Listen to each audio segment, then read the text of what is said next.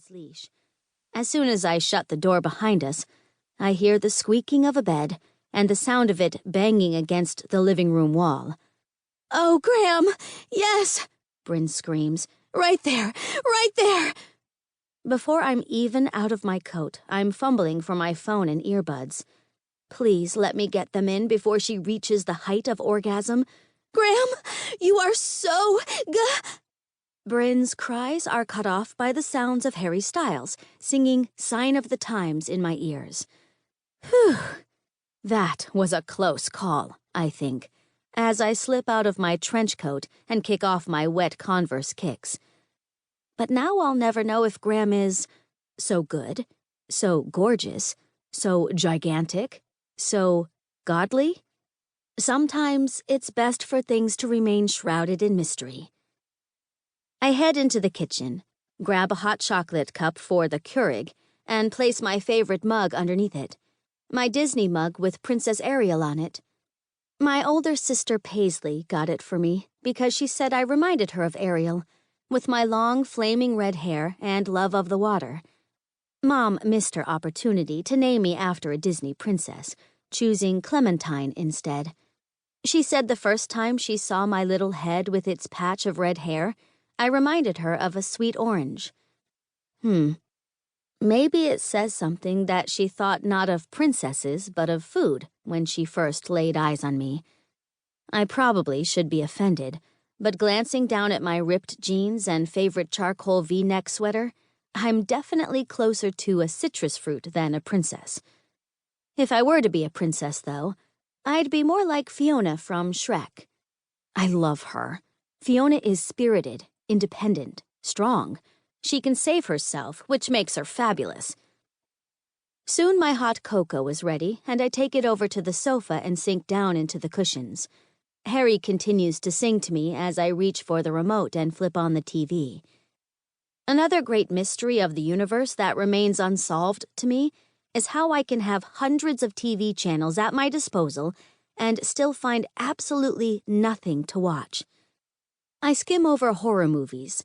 No, thank you. Adult cinema, which I have playing in the room next door if I care to hear a live version. TV shopping, old sitcoms I don't like, and news. Meh. I stop on some wildlife hunter trying to capture a dangerous rattlesnake and leave it there as background light. It's now 10 after 3. I'm going to give myself until 4 to unwind, drink my hot chocolate, and climb into bed. I take a sip of my steaming drink, closing my eyes as the warm liquid slides down my throat, and feeling the much-needed warmth. Bear jumps up on the sofa and drops his big head into my lap, and all feels right in my world.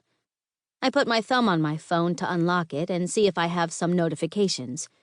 Some are for Facebook, and there's a text from Paisley, and a slew of emails from companies that I signed up for to get a discount, and now get bombarded daily as a reminder to never again give out my email for 10% off. I have some Instagram likes, and a direct message in my inbox from someone I don't know. Curiosity gets the better of me, and I decide to read it. The profile pic from the stranger is of a beautiful setter-type dog. Inside is my picture from last month's The Ritual of Tea exhibit, when we installed a piece that represented the bamboo tea whisks that are used to make matcha tea. The message reads, Miss Jones, I was scrolling through Instagram recommendations. Yes, I realize I don't have a life if this is what I'm doing at night, instead of going to a pub quiz, so let's get that out of the way up front, and came across your account. The idea of tea whisks 2 stories tall inside of a shopping center is quite fascinating, more so because I prefer matcha to English breakfast or Earl Grey. You had me with the tea whisks, and I confess to spending the rest of the night checking out the art installations on your Insta. I don't know why I'm writing to you. You probably think I'm a stalker. Well, I guess if I spend the night going through your Insta account, I am, but I assure you it's not in a creepy way, but rather in a this is interesting way. Regardless, it looks like you have a job you love, and for that, you are one incredibly lucky woman. CP. I stare at the message in shock. This is the first